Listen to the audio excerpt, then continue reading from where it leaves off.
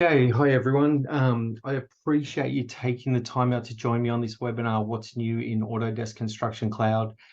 We've had really good registration numbers, which is great. And from what I can see, a lot of people joined us, which is exciting.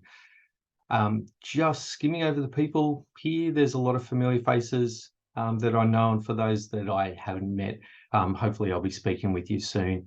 If you'd like to arrange a one-on-one session with me or any one of our other techs, reach out to your VinZero A2K sales rep. And I'll also share an email at the end of the webinar that you can reach us on as well. By way of introduction, my name's Mike Kain, and I'm one of the Autodesk Construction Cloud or ACC technical consultants here at VinZero A2K. I have the pleasure of working with a huge range of companies across all areas of construction. I work both with existing ACC users and companies moving to ACC. My days are varied. I spend a lot of time working with clients at the early stages of their digitization journey with ACC. Spend a lot of time in discoveries, understanding clients' current environments and how we can implement a range of efficiencies through the ACC tools, including with the automated workflows. I then assist clients with the implementation of the tools and then training them on how to use the system. It's an exciting time. It's a role I thoroughly enjoy, and yeah, we are really busy. So to run over the agenda for today's webinar, so I guess now that you know who I am, I'm going to give you a quick overview of VinZero A2K technologies, and then I'll talk about the evolution of ACC, which surprisingly not a lot of people are fully aware of. For those of you who haven't seen the platform, I'll give you a super quick overview of ACC, and from there we're going to jump into the good stuff, some of the features that have been released during the course of this year. The May release gave us over 40, we're expecting the July release very, very soon. The May release gave us over 40 new tools and features and functionality. I'm going to focus on what I think are 9 of the most interesting. That's not only based on my own opinion, but also on the feedback I received through conversation with ACC users. From there, we're going to go back in time and look at some of the key elements of the March and January releases. Although these were some time ago, I'm often surprised that users aren't aware of some of these tools and functionalities. I appreciate that everyone is busy and it's hard to stay across all of the new tools that are being released, and there's always a bunch of them. Of the 50 features that were released in May, there are 4 that I'd like to focus on. And of the 20 plus features that were released in January, there's one really good one that I know a bunch of people aren't aware of. Following that, I've got some really good news that Autodesk recently announced in the Australia and New Zealand ACC roadshows. And I want to ensure that you know how to keep up to date with both the roadmap and information on the ACC bi-monthly releases. Lastly, I'm going to open up for questions. Please put your questions in the chat as we go. I'll attempt to answer all of them at the end of the session, but if we run out of time, I'll contact you directly to answer your questions. We have people joining us from all around Australia and New Zealand. I'm based in the inner west of Sydney. I have the privilege to live, work and operate on the traditional lands of the Gadigal people of the Eora Nation. I'd like to thank them and pay my respect to elders past, present and emerging. We have offices in Brisbane on the traditional lands of the Chapara clan, in Melbourne on the land of the Wiradjuri Woiwurrung and Bunurong Boon Wurrung people, in Adelaide on the traditional lands of the Kururna people, and in New Zealand on the traditional lands of the Maori people. I would like to pay my respect to elders past, present and emerging on all these lands mentioned, and I sincerely thank them for this privilege. I do want to spend a minute to introduce VinZero to you. VinZero's purpose is geared towards building a better world with focus on accelerating the adoption of digital technologies in architecture, engineering, construction, owner-operators, and manufacturing organizations by supporting the urgency, momentum, and demand for a more sustainable design, build through to operate and maintenance practices. A lot of our clients know us as A2K Technologies. We've been operating in Australia and New Zealand for over 25 years. Around 2 years ago, we formed VinZero, which is the result of a unification of historic brands, US CAD in the United States, A2K Technologies here in Australia and New Zealand, CADline in EMEA, and Capricot in India. Together, we formed one of the world's largest Autodesk Premium partners.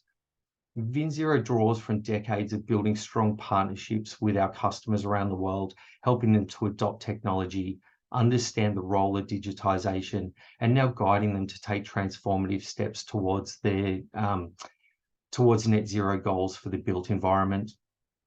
As you probably have seen in the media recently, VinZero was acquired by Arcans. This means we are now officially the world's largest Autodesk partner globally. We have 50 plus offices around the globe in over 18 countries. We are supporting 32 languages. For us, from a local level, this increases our support window, and it gives us an incredible brains trust of peers working in similar projects, software tools, and platforms that we can leverage for our local delivery. It's a really exciting time for us both locally and globally. As you can see by this slide, we offer different customized and client-specific services depending on your needs. Our ultimate goal is to ensure we deliver practical and affordable solutions for your organization based on your current and future requirements. On a daily basis, we're assisting our clients on project training, supporting clients, working with them as their trusted advisor across their technology stack. So what does this actually mean? So our BIM services include BIM guidance, BIM management plan authoring, BIM data validation, model auditing, ISO 19650 compliance, common data environment or CDE establishment and training. Our discovery services, and the purpose of these discovery engagements is to investigate, understand, and provide recommendations about our business or departmental workflows and processes. It's around software tools that are in use and their purpose. We aim to identify recurring issues, enhance the current technical environment. This includes software and the supporting IT architecture. Our support services, this includes customer technical support, system support, installation support, advanced data management support, advanced BIM 360 and ACC support. We currently do have a 16-hour support window, and locally we have 6 full-time support staff dedicated to support 5 days a week. Our customization and development services include system integrations, automation and scripting, plugin and toolbar development. We're working across C, Python, Dynamo, as well as others. We do some in-house development, but we also utilize third-party engagements. Our training services are very broad. We run a range of instructor-led or ILT trainings. This includes Revit Fundamentals and Advanced, Revit for Reviewers, Revit Families, Revit Landscapes, Revit Interiors, Revit Structures, Revit for MEP, Dynamo. We're also about to introduce BIM Collaborate Pro and ACC Build training. We also do run one-on-one custom trainings for a range of clients depending on their skills and training requirements. Our sustainability services are services and strategies for businesses, the built environment and manufacturing. We're working on emissions accounting and reporting. We run specific audits across energy, water, and waste. We work on certifications for carbon neutral organizations and precincts, and we run sustainability workshops and instructor-led trainings closer to zero virtual training offerings. Our workflow services, these are about developing smarter and faster ways of doing things. We're working with our clients to leverage full features of the software and technologies to reduce rework and wasted effort. We're looking for areas to automate, and ultimately it's all around optimization. We strive to understand each stakeholder's requirements, and we look to find the right balance of effort and outcome. Lastly, our data management and cloud solutions. These services include data science and AI or artificial intelligence, data mining, machine learning, anomaly detection, fault detection, predictive maintenance, and optical character recognition or OCR. We have CAD data management, process automation and robotics, waste reduction methods, enterprise system implementation and management. We work across ERPs, CRMs, ECMs. We're working on a range of cloud services, not only Amazon or AWS, but also Google and Azure. Anyway, that's enough about us. Let's talk about the evolution of ACC. So I often hear people say that ACC is just a rebrand of BIM 360. Although it does have the functionality of BIM 360 within the platform, it goes way beyond that, just that tool set. As you can see from this slide, Autodesk acquired what was BIM 360 and PlanGrid, two tools that were extensively used in construction around the globe, both providing a great set of tools in construction and with their own specific functionality. Autodesk started developing ACC around about 9 or more years ago, and along that journey, they acquired a range of other software tools, including Assemble, Building Connected, Pipe, and ProEst. The ProEst acquisition happening only in December 2021. Autodesk have either developed all of the features of those tools into the ACC platform or are in the process of developing them. So let's have a quick look at the platform. I'm sure a lot of you guys would have seen this next slide, so I'll only spend a minute on it, but it's really good for those who haven't seen the slide. So this is ACC on a single slide. ACC is really designed to connect data, workflows, and teams throughout the entire building life cycle. It's the only platform that truly goes from design to pre-construction, construction, and then to the operation and maintenance phase of your projects, linking your office and on-site teams. Autodesk currently have over 1,200 in-house developers, and over 750 of those developers are focused on ACC. And although what we currently see in the platform is incredibly powerful, we're seeing the platform move ahead in leaps and bounds. The standard release cycle for ACC for new tools, features, and functions is every 2 months. So I'm going to jump in and just have a look at some of those.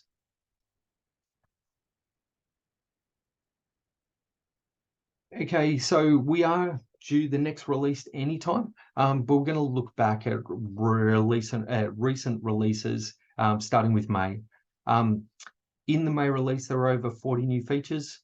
For the sake of today's webinars and being conscious of time, I'm going to go over 9 of those that I think is the most interesting, and also they're the tools that I hear the most feedback on from users that I speak to in the ACC environment. There are other phenomenal features, don't get me wrong, but we do have limited time for the webinar. The features that we're going to look at include some really good new tools, but also small but powerful workflow enhancements. Okay, so we'll start with the new Correspondence tool. This is a tool that I've been on the beta testing group for some time. It was released to all ACC users that are licensed for either Build, BIM Collaborate, or BIM Collaborate Pro around about 6 weeks ago, and the reception's been incredibly positive. The Correspondence tool enables you to capture all of the email correspondence on your projects directly within the project environment. I am going to switch screens and give you a quick overview within the tool. Bear with me, I am a bit of a sucker for punishment wanting to bounce screens, but we will see how we go. Okay, so this is my demo environment. You'll see here I am in the build tool set and Correspondence is here. You will find this tool also exists in the design collaboration and model coordination tools. So here we're sending correspondence to not only members in the project, but also to non-members by entering their email address. We can also add attachments. We can set statuses as well as due dates. For the users in the tool, they can jump straight into ACC to view the correspondence, including any reference material assigned to the correspondence. Recipients can also reply directly from their inbox. You can also copy this unique project ID to emails, or forward emails, or forward your correspondence directly into the project. We can search correspondence by sender, by recipients, by the various statuses, by due dates, and by send dates. Only project admins and members in the correspondence can view correspondence, and correspondence can be marked as private, so that only users in the thread can view it. Project members can also add references. So if we open one of our correspondence here, you see we can add a whole range of references, including files, sheets, RFIs, issues, submittals, photos, assets, forms, schedule, and even cost. Once linked, the correspondence threads can be viewed from things like the RFIs and issue tools. Just going to jump back into my slide deck. If I could actually find my slide deck. There we go. All right, so the next tool that we're going to look at is an update to the issues tool. And this includes adding additional statuses to issues as well as mandatory fields. So the statuses are found in the issues tool under settings and statuses. These new statuses can be made active or not. We have the ability to make issues fields mandatory. If you go into issues, settings, and types, and I'm going to share my screen with you to show you this.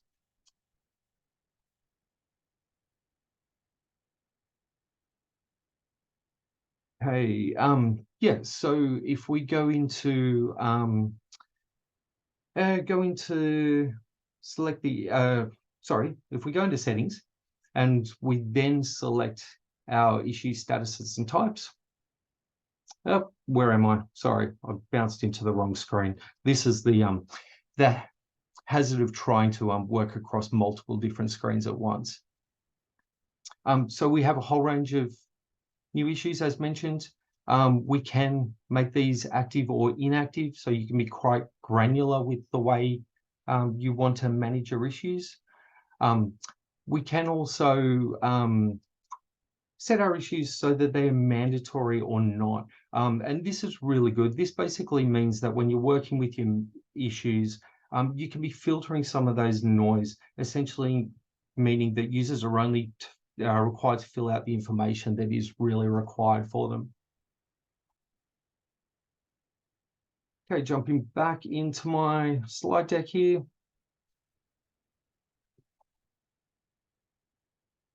Okay, so there is a new files indicator column within the files tool. This is phenomenal. You know, we used to basically, in order to be working with files previously, we used to drill down into the file activity log, and there we could see which files have been shared, which had been bridged to other projects, or files that have been uploaded to sheets. Now we have that information exposed directly on the files tool itself. And I'm going to jump back in and we'll have a quick look at that. So if I jump into Docs and go into that files tool, the way we used to be doing this, I'll jump in and we'll look at some files here.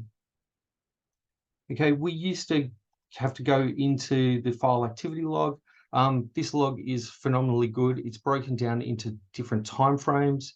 It is tamper-proof, so it can't be played around with. This obviously becomes quite an extensive list through time, but there's really strong filter capabilities here where we can filter down via the different file activity. But now what Autodesk have done in this indicator column, you'll see where they've exposed some of this data for us. So we can see this particular file here has been publicly shared. It has been bridged to another project. And if we'd uploaded this directly to Sheets, we would have a notification here. So a really nice way on, on our files tool to understand exactly what's been happening within with these particular files, which is, I think, really nice.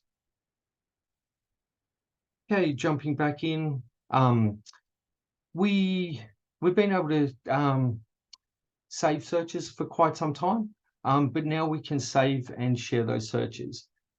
Let's have a quick look at this. And I am bouncing around a little bit, guys. I do apologize for that, but I think it's good to look at that in the environment. So when you're creating a search, you'll see once you've added some filters in here, we can then save that search. Not only can we save that search, but we can now share that search out with other users. This can be shared to, or these shared saved searches can be shared not only to everybody within the project, but also individual users, roles, or companies. So a really good way to just share that filter of information, just speeding up people's workflows. Okay, jumping back into my slide deck. So really nice enhancement to the Forms tool. When you look at Forms, there's been a new enhancement to the work log section.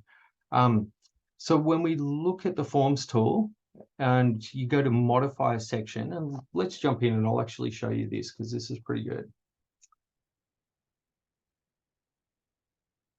Okay, so when we jump into the Forms tool, so we go to Build and we go to Forms. Okay, and sorry, my internet's a little bit slow, so bear with me there. But if we go into templates and we, let's go here, go to modify templates, you'll see one of the sections we have here is the work log.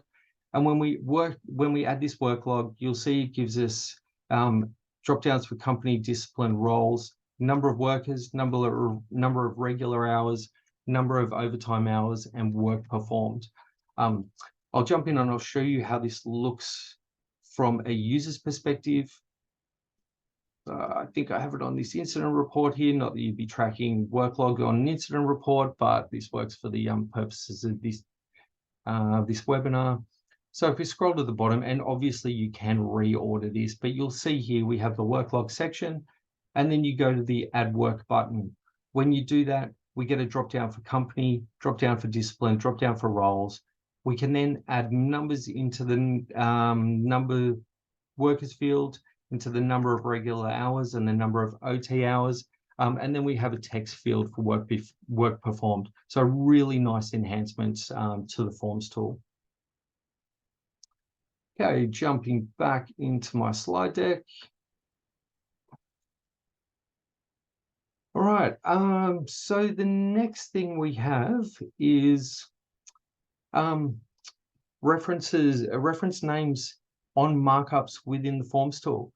So now we can easily view the named of linked references associated with markups, providing more visibility and communication of project information without needing to take additional action. I'll jump in and we'll have a quick look at this.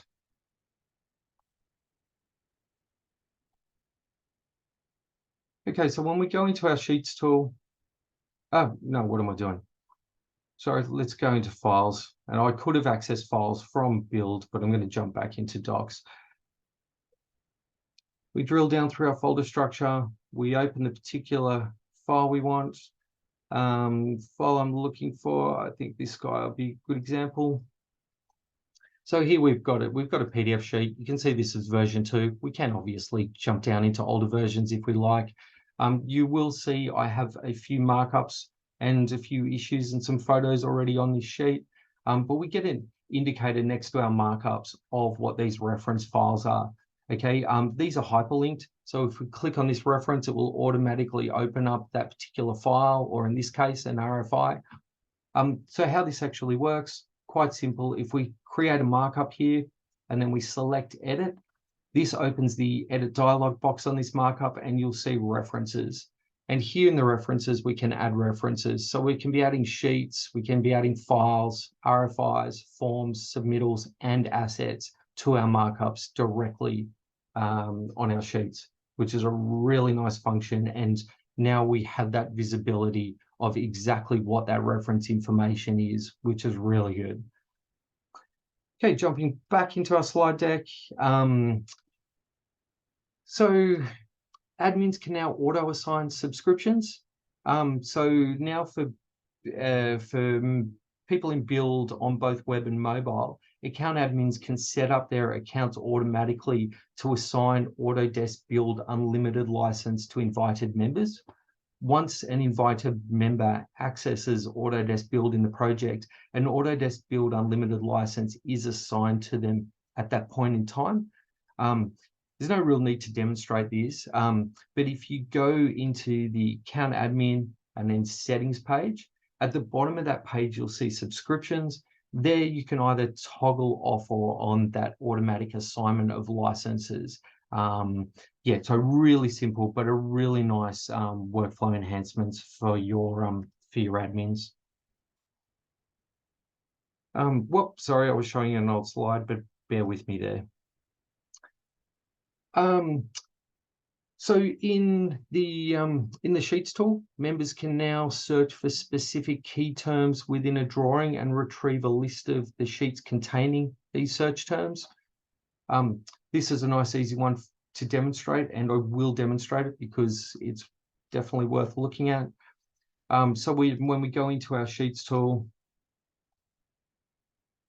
so I'm going to Build and then Sheets.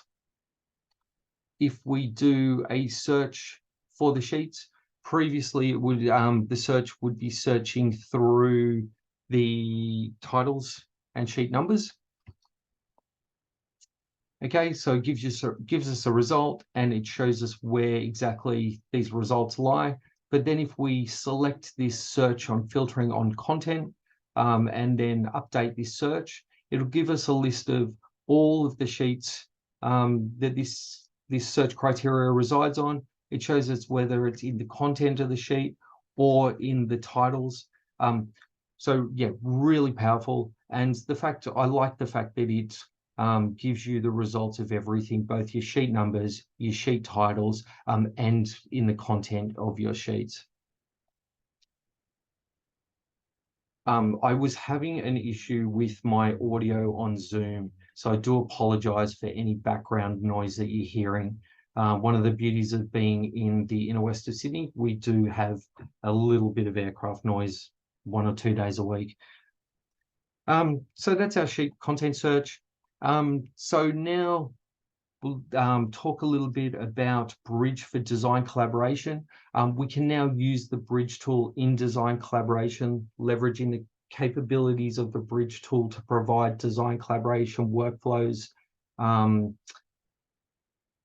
Basically, all of our model and other design data can be shared and consumed between projects in a controlled manner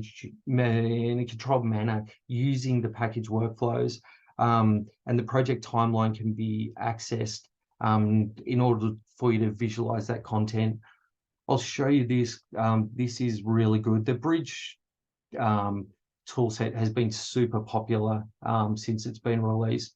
But if I jump in here, you'll see that I have my timeline, I have my different disciplines, and we're now broken up into both internal and external. So from an external project with that other party sharing their architecture timeline with us, you get the same timeline symbols as you're used to in design collaboration, but a really nice way for us to ensure that everybody's got access to the latest designs, both internally and externally.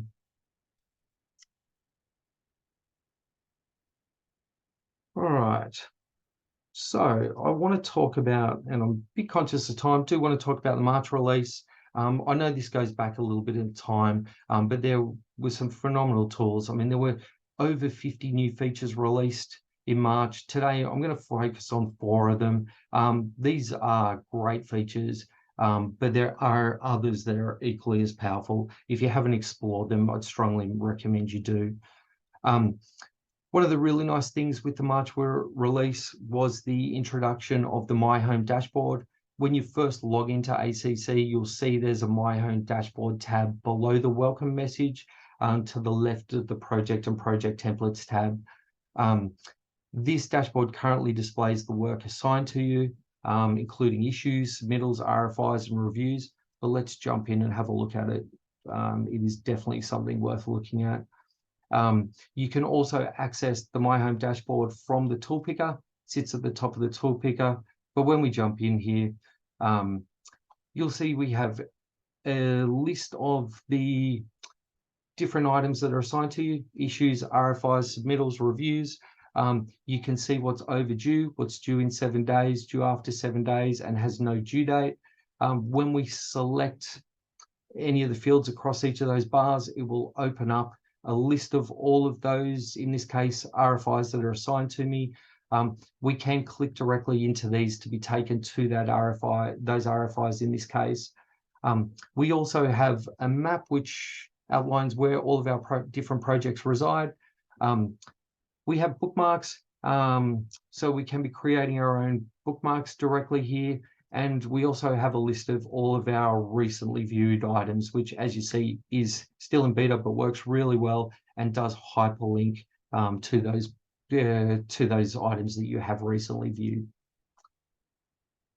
Okay, jumping back into our slide deck. So the next thing we're going to look at is the admin roles. So now we have, within account admin, we have the ability to create roles. This was something that previously, actually, let's jump back into the tool here. I probably shouldn't even bothered with the slide deck. I should have just stayed in the environment. But anyway, I spent time making it, so we may as well look at it. So if we jump into account admin here,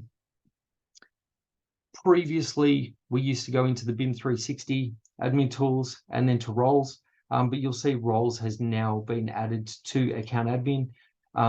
There is a long list of pre-configured roles that Autodesk have built into the system that are very good, although you can remove these roles and you can easily create your own roles. Strongly recommend create roles that are appropriate for your organization, and then remove the roles that you're not going to use, just to help filter that noise. You can also recreate them later down the track if you choose to. All right, so going back into my slide deck. What's next? Power BI dashboards. So there've been some really nice recent updates on the Power BI dashboards. I honestly can't remember exactly when these were released, but I do think it was around March. The Power BI templates are incredibly powerful. I'll jump in and I'll show you those. Autodesk Construction Cloud gives us a phenomenal ability to report. We can run quick reports in the system, so do quick reports on the fly. We can do our scheduled reports. We then have our dashboards through the Insight tool. Okay, these dashboards are fully customizable and give you the ability to visualize your data very nicely from the project level. Wow, my system is slow this morning. Apologies. Something slammed my internet and I don't know what it is, but Murphy's Law, the one day when I wanted good internet, I'm not getting it as well as I would like. Tell you what, I'm going to jump out of there because that seems to be taking way too long. Let's see how we go here. All right, so I've just jumped into the Insights tool. Well, I'm attempting to. When this page opens, you'll see that we have the data collector, a data connector tool at the bottom. When we go into the data connector from there, and finally we seem to be getting somewhere. So when we go into the data connector, you'll see at the top right here, we have the Power BI templates. If we open up these templates, for those of you who are familiar with them, you'll see they have updated them. They have a better look and feel. But each one of these templates probably has between 4 and 6 different tabs to them. If you have good Power BI skills or decent Power BI skills, it's easy to create your own custom Power BI templates. But with the use of, the quick reports, the schedule reports, the dashboards, and Power BI, basically anything that is resides within your environment can easily be reported on. Okay, jumping back into my slides. There has been, well, in this release, there was an update to the Power BI templates, and this was all around schedule data. So now members can access their schedule data from ACC as part of the Data Connector extract and link it to their Power BI dashboards for analytics. This schedule metadata includes revisions, activities, milestones, plus all their related detailed information, dependencies between activities, comments, and suggested edits. Yeah, so really nice for us to now be able to report on our scheduled data through Power BI. Okay, now we're going back in time to the January release. There were over 20 new features in the January release. I know due to timing, being the middle of our summer, some people overlooked this release. There was one really big new feature that I want to talk about, and that's progress tracking. Within the Build Sheets tool, you'll now see that there is an Assets tool, which enables us to track progress. Let's jump in and we'll have a quick look at this because this is a phenomenally good tool. Okay, so let's go get rid of some of these windows here. Okay, so if we go into the Build tool, firstly, if we go into Assets, we can create our own custom status sets. So going into Assets here and then into Settings, you'll see we have status sets. There is a default status set that the system comes with. I've created this status set for room completion. There's no limit to the amount of status sets that you can create. From there, once you've created your status sets, if you select your particular category, from here, you'll see we have a status set dropdown, and this is where we select which status set we want to be using for this particular asset category. From there, I'm going to jump into the Sheets tool, and we'll have a look at the new Assets tool on Sheets. So if I select this guy here, you'll see to the top left here, we have the Assets tool. Okay, if I select, I'm taking a second to load here. I think we're going to, yeah, we've already got some issues placed on this particular sheet. We're not seeing the assets. Here we need to open the Assets tool and show our assets markups. Okay, and here we'll see a list of our different asset markups here. When we're working out on site, we merely select the markup that we've created, and from there we can be updating the status. So a really nice way for us to basically track the progress of our construction or our project, and also we're sharing this data with the office in real time, so everybody has visibility over this progress. This is a phenomenal tool. I know a lot of people did miss it due to summer and people being away, but it is a great tool, and I'd strongly recommend you spend a little bit of time in it. Okay, I'm going to jump back into my slide deck here. Okay, so the big news, Autodesk in the recent Australian roadshows in Sydney, Melbourne, Brisbane, and Wellington, announced that there are plans for a local Australian data centre. I know this is super exciting. It's something I get asked about a lot, especially for people working on defence projects. The expectation is that the data centre will be up and running early next year, so it's pretty close. Autodesk have already started working with AWS, doing some of the preliminary testing, and everything is running to date. They haven't set a release date, and they can't do that until very close to the time. I know it is best efforts from them to get this data center up and running. It is top of their priority list, and Australia's been chosen out of all locations in the globe. So that means not only will we have their US data center, the EMEA data center, but a local data center here in Australia, which is phenomenally good. So yeah, that was really exciting news that Eli shared with us. And yeah, something that, is really good to see that it's coming to fruition.